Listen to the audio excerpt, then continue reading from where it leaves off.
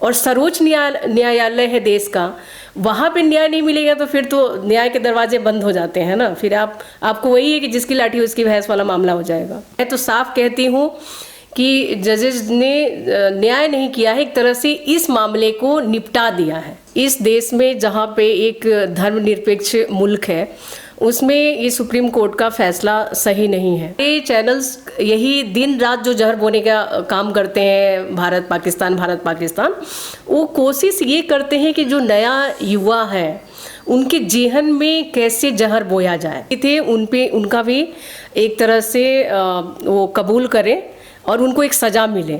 तो सज़ा देने वाला काम तो कोर्ट ने नहीं किया।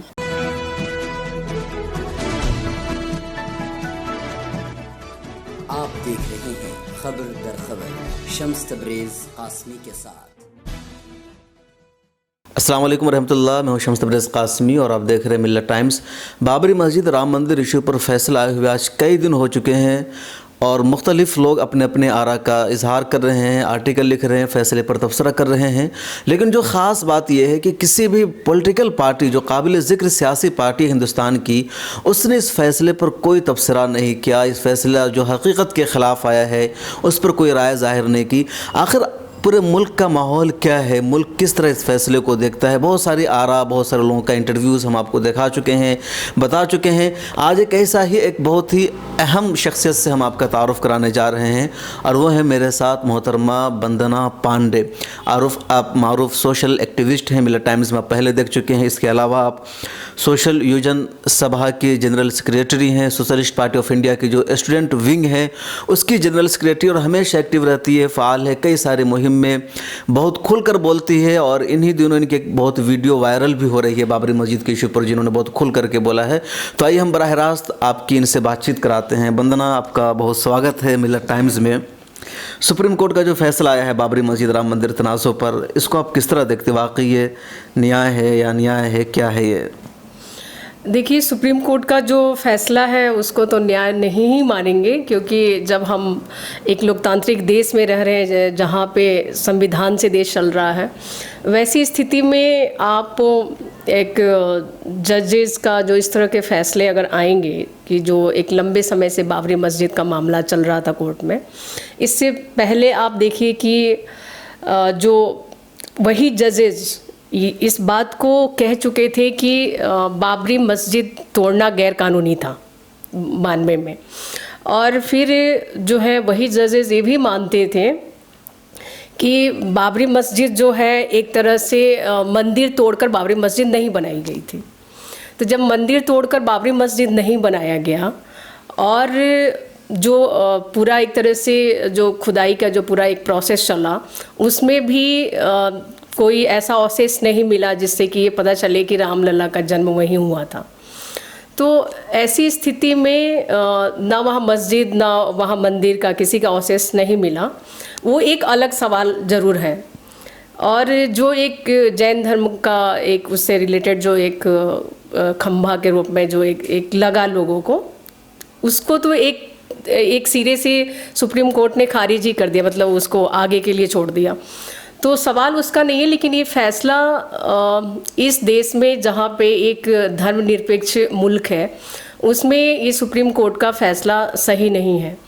और दूसरे तरीके से यदि हम देखें तो जो पूर्व चीफ जस्टिस गांगुली ने भी कहा है कि संविधान को अस्तित्व में आने से पहले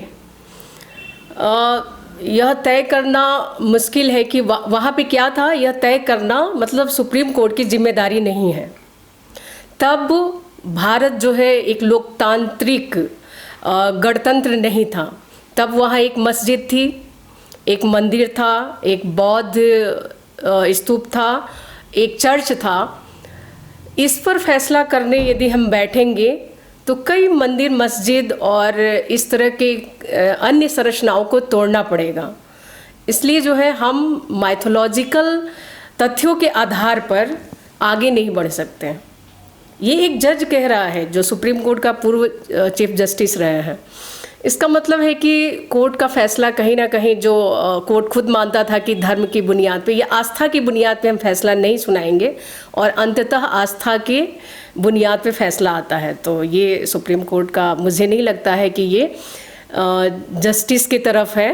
क्या लगता है जज पर किसी का दबाव था? चूँकि उन्होंने जिस तरह फैसला लिखा है, फैसले में उन्होंने कहीं पर सिग्नेचर नहीं किया है, इख्तलाफी नोट नहीं लिखा हुआ है, और फैसले में उन्होंने सारी बातें तस्लीम की है। जो हिंदुओं का जो दावा था कि मंदिर तोड़कर बनाए गए या राम पर किट हुए थे 1949 में, ये सारी चीज़ों को सुप्रीम कोर्ट ने एक तरफ से खारिज भी कर दिया। फिर किस बुनियाद पर उन्होंने कहा कि हाँ मंदिर की तामीर होनी चाहिए?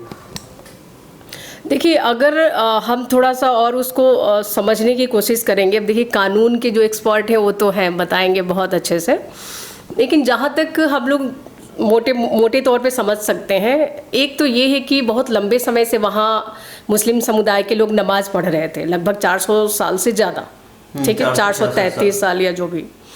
तो जब 400 सालों से वहाँ नमाज पढ़ी जा रही थी, ये एक सवाल है। दूसरा ये कि कानून हमारा कहता है, वही कोर्ट, कि 12 साल से ज़्यादा यदि कोई भी व्यक्ति किसी प्लॉट में या मकान में रह रहा है और फिर वहाँ पे कोई दूसरा व्यक्ति मालिकाना हक के रूप में या उसको क्लेम नहीं कर रहा है कि उसका वो संपत्ति है, चाहे वो अचल संपत्ति है या इस तरह से, तो जब वो क्लेम नहीं कर रहा है मतलब कि जो व्यक्ति रह रहा है उसका हो गया, ठीक है। यहाँ तो बाबरी मस्जिद कई सौ सालों से चल रहा है, 460 साल से। हाँ वही, अब सोचिए कि इतने लंबे समय से प्रोसेस में है, फिर आप उसको कैसे बेदखल कर सकते हैं? जो चीज़ मेरा है, मेरा दखल है, मतलब मुस्लिम समुदाय का दखल है, तो आप उसको बेदखल कैसे कर सकते हैं? ये एक सवाल है।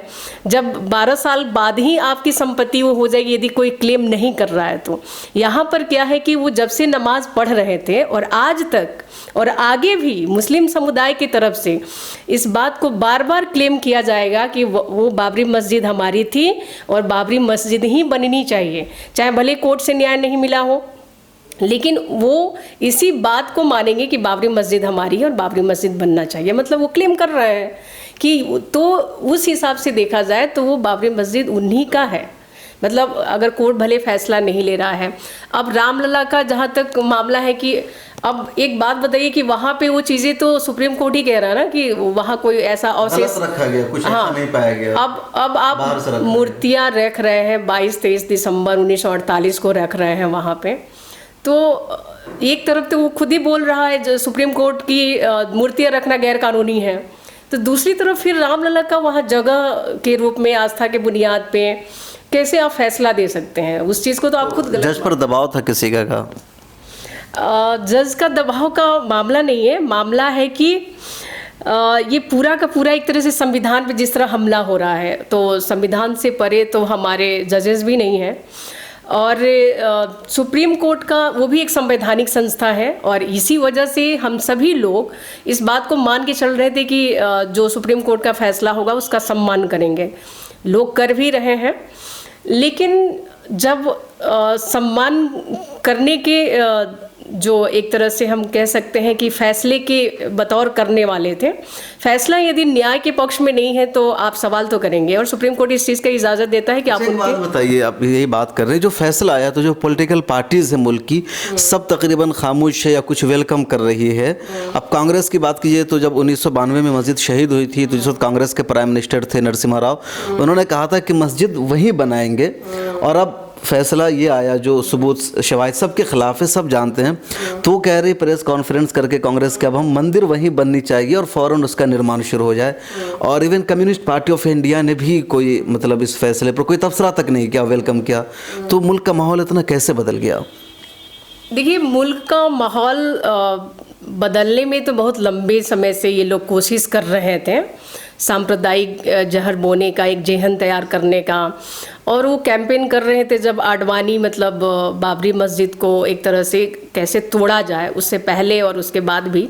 तो जगह जगह कई सारे अपना रथ यात्रा का वो घटना मालूम ही है कि किस तरह फसाद वो हुआ करता था, और वो कैंपेन किया करते थे कि मतलब बाबरी मस्जिद को गिरा दिया जाए। उससे पहले भी अटल बिहारी वाजपेयी भी बहुत आक्रामक भाषण दिए थे कि वो उकसाने वाला जिसको हम कह सकते हैं। आडवाणी पे केस चल रहा है, उनको क्यों नहीं उस केस को जो है सुप्रीम कोर्ट सुनवाई कर रहा है? उसको फास्ट ट्रैक में क्यों नहीं ला रहा है? सुप्रीम कोर्ट ने कह तो दिया कि वो क्राइम था, उस पर एक्शन होना चाहिए, लेकिन चाहते तो ये भी ऑर्डर कर सकते कि डे टू डे सुनवाई हो उस केस की। आप देखिए, बाबरी मस्जिद के जितने लोग गुनाहगार हैं, जिन्होंने बाबरी मस्जिद को तोड़ा, उन पे कोई जिस तरह से कोर्ट को उनको भी सोचना चाहिए कि जो लोग दोषी थे उन पे उनका भी एक तरह से वो कबूल करें और उनको एक सज़ा मिले। तो सज़ा देने वाला काम तो कोर्ट ने नहीं किया। और हमको ये समझना पड़ेगा कि क्या इस फैसले से आगे एक रेफरेंस के बतौर क्या इसका इस्तेमाल आगे नहीं किया जाएगा काशी मथुरा के रूप में? रेफरेंस अब इसके पास क्या है, एक रेफरेंस के तौर पे हो गया ना कि हम बाबरी मस्जिद जो है इस तरीके से हमने ले चुके हैं तो दूसरा भी ले लेंगे। हाँ, लेकिन अब इस रूप को कैसे हम समझेंगे कि दबाव का जहाँ तक मामला है कि हम तो ये सोच के बहुत हैरान हैं कि सुप्रीम कोर्ट के जज जो सारी बातें कह रहे थे कि ये गलत है, ये गलत है, ये गलत है, और जब वो अपना फैसला सुनाते हैं तो सब दरकिनार करके और सीधा आस्था के बुनियाद पे या एक सत्ता के जो शीर्ष लोग हैं, एक तरह से हम कह सकते हैं उनसे वो भयभीत होकर, क्योंकि क्या जजेस को नहीं मालूम था कि यह जो मामला है अंतर्राष्ट्रीय लेवल पे लोग देख रहे हैं। एक अंतर्राष्ट्रीय लेवल पे कई सारे महत्वपूर्ण मामलों में ये भी था हिंदुस्तान के भीतर की, बहुत ज़्यादा था ये मामला। बिल्कुल बिल्कुल। उसके बावजूद जो है जजेस को ये मालूम है कि पूरे हिंदुस्तान ही नहीं पूरे विश्व के लोग देख रहे हैं इस फैसले को, उसके बावजूद वो कैसे जो है जस्टिस नहीं करेगा, ये सवाल तो है। तो कहीं ना कहीं वो जो वर्तमान सरकार है, केंद्र सरकार है, उससे जजेस भी इतने भयभीत, आक्रांत या डरे हुए हैं, सहमे हुए हैं कि वो अपने ही फैसले को, अपनी ही बातों को काट करके अपना ही फैसला सुना रहे हैं। तो ये मतलब डर और खौफ है। वंदना, ये बताइए, आप एक हिंदू समाज से हैं, मुझे ये सॉरी ये लफ्ज़ कहने के लिए यहाँ पर इस डिबेट में, लेकिन मैं ये जानना चाह रहा हूँ कि जैसे हिंदू मुस्लिम की लड़ाई हो गई तो हिंदू समाज में बाबरी मस्जिद या राम मंदिर को लेकर के क्या है? टीवी चैनल को जब हम देखते हैं तो वहाँ तो लगता है कि शायद एकदम पूरा हिंदू यही सोचता है या पूरा मुसलमान, एक लड़ाई जैसा माहौल रहता है जो हिंदुस्तान के जो चैनल्स है वहाँ पर। लेकिन ज़मीनी सतह पर आप समाज में रहती है तो उन लोगों के मन में क्या है? इस फैसला के आने के बाद वो ज़मीनी सतह पर क्या सोचते, क्या कहते हैं, मतलब उनके मन में क्या है? देखिए, ज़मीनी स्तर पे जहाँ तक है कि एक आम जो जनता है उनमें तो नफरत कभी भी हमने नहीं देखा, खास करके हिंदू मुस्लिम के भीतर। एक गांव में कई मुस्लिम परिवार बसता है और वो बहुत सहयोग की भावना से एक दूसरे के साथ जीते हैं, एक दूसरे के त्यौहार में शामिल होते हैं और काफ़ी आपसी भाईचारा, मोहब्बत और एकता रहती है और हेल्प का, सहयोग का भी भावना रहता है। तो ऐसी स्थिति में जितना जो मीडिया का आपने नाम लिया, वो सारे चैनल्स यही दिन रात जो जहर बोने का काम करते हैं, भारत पाकिस्तान, वो कोशिश ये करते हैं कि जो नया युवा है उनके जेहन में कैसे जहर बोया जाए।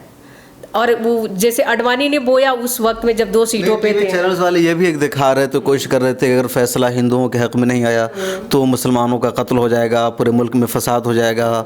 तो कहा जा रहा है कि जजेस इससे भी मुतासिर हुए ताकि अमन पीस बरकरार रहे, उन्होंने इस तरह का फैसला दिया। क्या अगर ये सोचिए कि अगर फैसला मुसलमानों के हक में आता या जो सच्चाई अगर उस पर रियलिटी सबूत की बुनियाद पर फैसला आता तो क्या वाकई फसाद हो जाता मुल्क में, या जो हिंदू है गाँव घर में अपने मुसलमान भाइयों को मारते? नहीं, ऐसा नहीं है। और ये जो मीडिया चैनल वाले ये जो दुष्प्रचार कर रहे हैं कि अगर हिंदू के पक्ष में नहीं आएगा तो दंगा होगा या फसाद होगा या फिर मार पिटाई होगी, तो आप ऐसे कौन छोड़ रहे हैं इस संवैधानिक देश में? आए दिन मुस्लिमों के साथ मॉब लिंचिंग के केसेस आ रहे हैं, आए दिन दलितों पे हमला हो रहा है, तो आप ऐसे कहाँ छोड़ रहे हैं? और क्या जब बाबरी मस्जिद 1992 में ढाई गई तो क्या 2002 के दंगे नहीं हुए क्या इस देश में? सभी 93 में फसाद हुए। बिल्कुल। तो ये उसका कहना कि गलत है, मतलब एक डर पैदा कर रहा था मुस्लिम समुदाय में। और जजेस के भीतर क्या डर पैदा करेगा? जजेस को इनके मीडिया चैनल से कोई डर नहीं पैदा होने वाला है। वो सोचने समझने वाले लोग थे और उनसे उम्मीद थी कि वो जस्टिस करेंगे। वो जस्टिस करना भी चाह रहे थे, क्योंकि अगर हम सारा स्टेटमेंट उनका देखें फैसला से पहले का, तो सब जस्टिस की तरफ ही इशारा कर रहा था।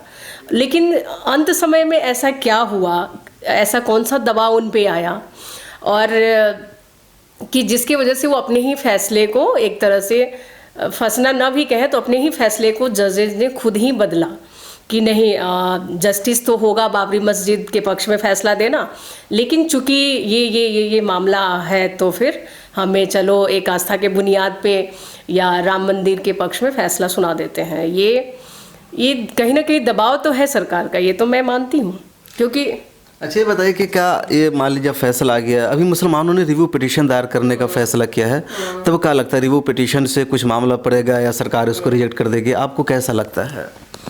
देखिए, इस पे तो जब इतना लंबे समय से जो मामला चल रहा था उसको सॉल्व करने में इतने समय इन लोगों ने लगाया, फिर भी जस्टिस नहीं मिला, तो आगे रिव्यू पिटीशन का जहाँ तक मामला है वो तो डालना चाहिए, क्योंकि हमारा लोकतांत्रिक अधिकार है, संवैधानिक अधिकार है। लड़ाई हम तो नहीं छोड़ सकते हैं ना, हम तो संघर्षशील लोग हैं और हम तो चाहते हैं कि इस मुल्क में आज़ाद भी रहें और जो है शांति भी बनी रहे, भाईचारा भी बनी रहे, मोहब्बत भी बनी रहे, हमारी साझी शहादत और विरासत भी जिंदा रहे। अब देखिए अयोध्या के भीतर मुस्लिम और कितने शांति से मतलब वो रह रहे हैं, मतलब उनके अंदर भाईचारा मोहब्बत तो है ही ना। इस फैसले के बावजूद वो कोई ऐसा स्टेप नहीं उठाए जिससे ऐसा लगे कि बहुत मुखालफत वो कर रहे हैं, असहमत हैं, फिर भी कोर्ट का सम्मान कर रहे हैं। तो वो कहीं ना कहीं जो है एक तरह से उनमें एक धैर्य है इस चीज़ को लेकर के कि आखिर वो भी हिंदू भी हमारे ही भाई हैं, और चूंकि वो लोग फैसला तो कहीं और से तय हो रहा है ना, तो उनको मालूम है कि आपस में हमको लड़ने से कोई फ़ायदा नहीं मिलने वाला है। मतलब कितनी समझदारी निभाई, और इस चीज़ के लिए तो मैं सभी मुस्लिम समुदाय के भाइयों का बहुत सम्मान और एक तरह से सलाम करती हूँ कि उन्होंने शांति बनाए रखने के लिए अपने जुल्म को भी एक तरह से कहें, न्याय नहीं है तो जुल्म ही एक तरह का, उसको भी एक तरह से घुटन को महसूस किया दिल के भीतर, लेकिन सामने नहीं आने दिया कि समाज में जो एक भाईचारा है उस पर प्रभाव पड़े। तो ये तो बहुत आम जनता का जो एक सोच है या मुस्लिम समुदाय का जो स्टेप है, इसके बावजूद न्याय नहीं मिलने के बावजूद, वो तो काबिले तारीफ है। लेकिन जज का जहाँ तक मामला होगा, सुप्रीम कोर्ट का मामला है, वो तो न्याय में नहीं आएगा ना। अच्छा, इस फैसले में जो एक बुनियादी बात है जो बहुत दिन से एक इल्ज़ाम था पूरे मुसलमानों पर, बल्कि कलंकदाग था कि बाबर ने मंदिर तोड़ करके मस्जिद बनाई थी, इसको सुप्रीम कोर्ट ने साफ कर दिया है। इसकी वजह से हिंदू भाइयों में भी मुसलमानों के कहीं कुछ नफरत थी कि उन्होंने मंदिर तोड़ा, मस्जिद बनाई। तो क्या ये जो इसकी वजह से जो दूरियां पैदा हुई थी दिलों में, वो एक क्या बोलते हैं अदावसी थी, वो कमी ख़त्म होगी? सुप्रीम कोर्ट के इस हिस्से को भी हिंदू आवाम तस्लीम करेंगे कि बीजेपी वालों ने या शिवसेना वालों ने हिंदू महासभा ने गलत प्रोपेगेंडा किया था, इल्ज़ाम लगाया था और इसकी बुनियाद पर दूरियां पैदा करने की कोशिश की थी? देखिए, एक्चुअली क्या है ना, ये ऐसा फौज तैयार किए हैं कि युवा सुनना ही नहीं चाह रहा है। जो इनके द्वारा युवा तैयार है, जो हम जैसे युवा है वो तो विरोध कर रहे हैं, चीज़ों को समझ रहे हैं। इनके जैसा जो युवा, इन लोगों ने जो फौज तैयार की है, वो युवा कुछ नहीं सुनना चाहते, समझना भी नहीं चाहते हैं। तो इस वजह से उनको तो लगेगा, ये इतने लंबे समय से दुष्प्रचार किए कि मंदिर तोड़ करके मस्जिद बनाया बाबर ने, लेकिन कोर्ट ने क्या कहा? कोर्ट ने तो ये साफ कर दिया है कि नहीं, मंदिर तोड़कर मस्जिद नहीं बनाई गई है। तो आप अंततः कोर्ट के ही फैसला को तो मानेंगे ना। तो जब ये सच्चाई सामने आई है तो उसके बावजूद उनके लोग, जो उनके युवा हैं, वो नहीं मानेंगे। उनको लगे नहीं, बाबर ने मंदिर तोड़ के मस्जिद बनाया, अब जो मामला है वो बराबर हो गया, जो उनके दिमाग में चल रहा है। लेकिन ये मामला बराबर नहीं हुआ। वो यूथ को, उनको अभी पता नहीं चल रहा है कि आने वाले समय में वो किस संकट की तरफ खुद भी जा रहे हैं और देश को भी धकेल रहे हैं। उनको इस बात का अंदाज़ा नहीं है। तो ऐसी स्थिति में अच्छा वो लोग भी क्या करें, बड़े पैमाने पे आप बेरोज़गारी इस देश में रखेंगे तो कहीं ना कहीं जो है वो सत्ता के उसमें मतलब एक लोभ लालच में फंसेंगे, वो तय है।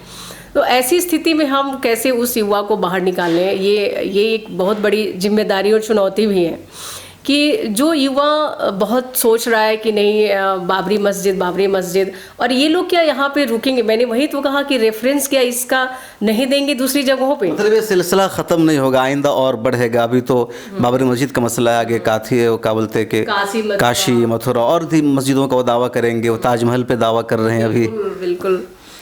तो ये चीज़ें, इस सिलसिला रोकने के लिए सबसे ज़्यादा ज़रूरी है ना कि सरकार अपने लेवल पे तो कोई स्टेप उठाने वाली नहीं है जिससे कि मतलब एकता या मोहब्बत जैसी बात बनी रहे। उसको एकाएक फैसला सुनाना, 370 उसने सुनाया, फिर उसने बाबरी मस्जिद का मामला को निपटारा करवाया है। मैं तो साफ कहती हूँ कि जजेस ने न्याय नहीं किया है, एक तरह से इस मामले को निपटा दिया है न्याय के जगह पे, और सेटलमेंट टाइप का मान लीजिए कि हाँ ठीक है ये हो जाएगा। क्योंकि न्याय एक अलग चीज़ है ना, कि जब हम इतने लंबे समय से आखिर हम किसी चीज़ पे कहीं रह रहे हैं, तो मेरे साथ कोई भी दिक्कत, गैर कानूनी काम हो रहा है, ठीक है, तो हम तो कोर्ट की तरफ ही जा रहे हैं। कोर्ट की तरफ क्यों जा रहे हैं? हमें अपने लेवल पे अगर समझना होगा तो हम खुद उसी समय नहीं समझ लेंगे। तो ये चीज़ है कि कोर्ट की तरफ जा रहे हैं, मतलब कि कोर्ट न्याय करेगा, और सर्वोच्च न्यायालय है देश का, वहाँ पे न्याय नहीं मिलेगा तो फिर तो न्याय के दरवाजे बंद हो जाते हैं ना। फिर आपको वही है कि जिसकी लाठी उसकी भैंस वाला मामला हो जाएगा। सुप्रीम कोर्ट है और जब हिंदुस्तान की सबसे बड़ी अदालत है और वहाँ अगर इंसाफ नहीं मिलता है तो फिर इंसाफ के दरवाजे बंद हो जाते हैं। और बाबरी मस्जिद राम मंदिर का जो केस था उस पर मुसलमानों को इंसाफ नहीं मिला है, सरकार के दबाव में फैसला आया है, एक तरह से निपटारा हुआ है, ये कहना है वंदना पांडे का। इनकी सारी बात आपने सुनी, आप क्या सोचते हैं, आपका क्या ख्याल है, कमेंट्स बॉक्स में हमें ज़रूर बताइए। वंदना पांडे ने एक सबसे अच्छी बात ये कही कि नौजवानों को अपनी सोच बदलने की ज़रूरत है, और आरएसएस के ज़रिए जो नौजवान तैयार हो रहे हैं वो अपनी सोच नहीं बदल रहे हैं। लेकिन आप जो वंदना पांडे है जैसे जो नौजवान हैं, युवा हैं, उनको ज़रूरत है कि हिंदुस्तान में हिंदू मुस्लिम यकजहती को, भाईचारा को फ़रोग़ दें। मैं हूं शम्स तबरेज़ कासमी और हमारे साथ ये वीडियो शूट कर रहे हैं मोहम्मद मासूम। दीजिए इजाज़त, फिर मुलाकात होगी, अपना ख्याल रखिए, अल्लाह हाफिज़।